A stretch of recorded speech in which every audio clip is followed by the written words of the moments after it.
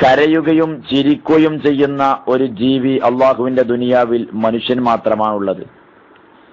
ചില ജീവികൾ കരയാറുണ്ട്, പക്ഷെ അവ ചിരിക്കാറില്ല. ചില ജീവികൾ ചിരിക്കാറുണ്ടെന്ന് പറയപ്പെടുന്നു, പക്ഷെ അവകൾ കരയാറില്ല. കരയുകയും ചിരിക്കുകയും ചെയ്യുന്ന ജീവി അത് മനുഷ്യൻ മാത്രമാണ്. പക്ഷേ ലോകാടിസ്ഥാനത്തിൽ പുതിയ പഠന റിപ്പോർട്ടുകൾ തെളിയിക്കുന്നത് 100-ൽ 80% ആളുകളും ചിരിക്കാതെ പോവുകയാണ്. കേവലം 20% ആളുകളാണ് ചിരിക്കുന്നത്. ചിരിക്കാത്തതിനുള്ള കാരണം മാനസിക പിരിമുറുക്കമാവാം, അല്ലെങ്കിൽ അവരുടെ മനോഭാവം അങ്ങനെയാവാം, അല്ലെങ്കിൽ അഹങ്കാരമോ തലക്കനം കൊണ്ടോ ആവാം, പലതുമാവാം.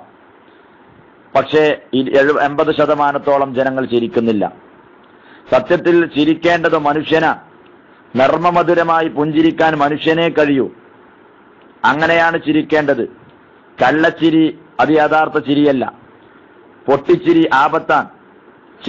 ചിരിക്കുടുക്കയാവുക എന്നത് നല്ലതല്ല. പരിഹാസത്തോടെയുള്ള ചിരി ആപത്താണ്.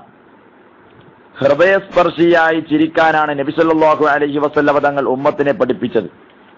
ഹബീബായ നബി സല്ലല്ലാഹു അലൈഹി വസല്ലമ തങ്ങളും ചിരിച്ചിട്ടുണ്ട്. ഉചിതമായ സന്ദർഭത്തിൽ ആവശ്യമായ രൂപത്തിൽ ഹബീബായ തങ്ങൾ ചിരിച്ചു കാണിച്ചു തന്നിട്ടുണ്ട്. അതൊരു മാതൃകയാണ്.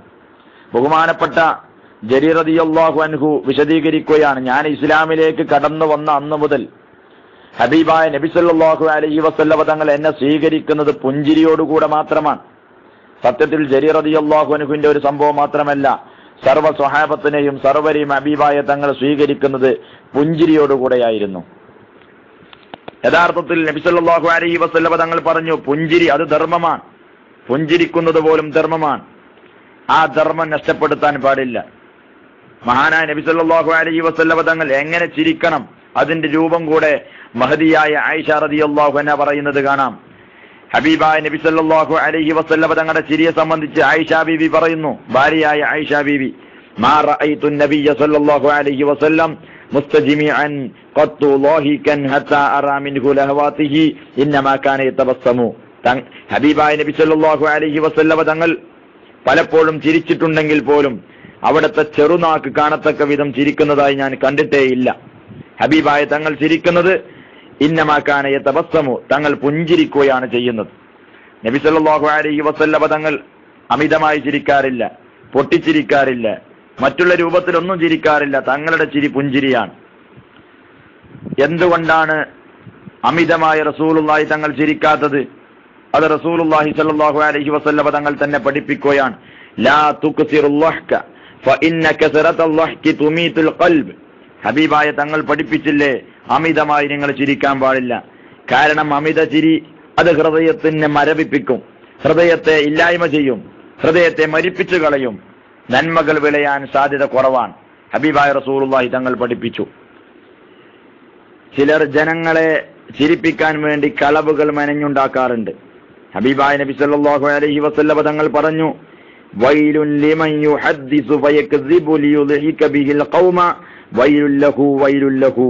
ഹബീബായ തങ്ങൾ പറഞ്ഞത്, ജനങ്ങളെ ചിരിപ്പിക്കാൻ വേണ്ടി സംസാരിച്ച് നുണ പറയുന്നവനാണ് നാശം, അവനു തന്നെ നാശം, അവനാണ് നാശം. ഹബീബായ റസൂലുള്ളാഹി തങ്ങൾ 3 പ്രാവശ്യം ആവർത്തിച്ചു പറഞ്ഞു.